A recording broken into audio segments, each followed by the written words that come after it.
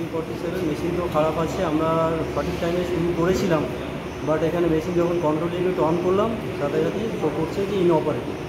তো আমাদের কিছু করার নেই, যতক্ষণ না আমাদের মেশিন চেঞ্জ হচ্ছে আমাদের কিছু করার নেই। মকপলও করা যায়নি, মকপলও শুরু করতে পারিনি এখনও। তো মেশিন আসবে, সেক্টর অফিসারকে ফোন করা হয়েছে, উনি মেশিন নিয়ে যদি আসেন যত তাড়াতাড়ি আসবেন আমরা তত তাড়াতাড়ি মকপলটা স্টার্ট করব।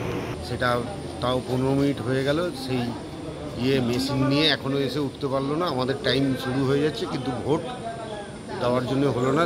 আমাদের বুথের বাইরে লাইন পড়ে গেছে, দুটো হ্যান্ডিক্যাপ মানুষ এসে বসে আছে। দেখা যাক কী হয়। একবার তো ওখানে গেলাম, ওখানে হলো না, এখানে।